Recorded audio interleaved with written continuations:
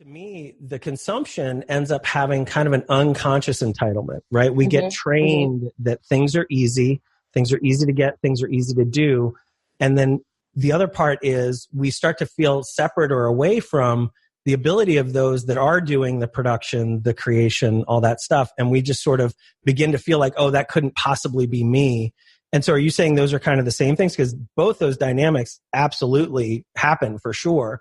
Do you feel that they're related in some way, or what do you mean? Oh, I guess I'm trying to see if they are. They both feel like of negative symptoms from consuming. And totally. It's interesting that it's a complete push-pull. Yeah, right? Absolutely. Yeah. And so one of the things, if you do nothing else after listening to this, but check in on how much am I kind of defaulting to this auto consumption, such a wide word that we're using here, but this auto way of like listening, receiving, being entertained, eating delicious foods, whatever that is, almost we could kind of talk a little bit more about addiction, like almost in a way to feel better in the moment. The harder move maybe, but the more satisfying move is to, in some portion of your life, contribute, right? Decide what matters. How am I going to do this?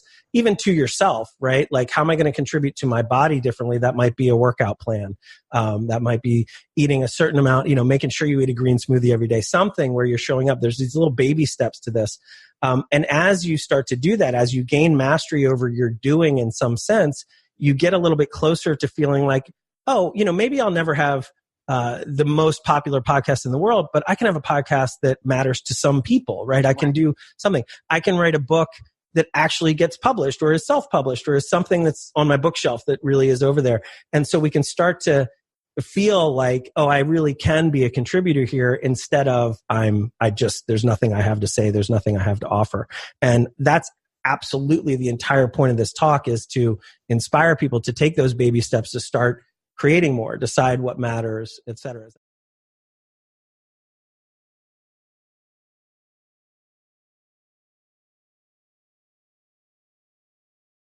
Thanks for tuning into the Rob Scott Show. My name's Sarah, and I'm here with Rob Scott. He's a master level coach. And we're here to we got to start this again. Cut.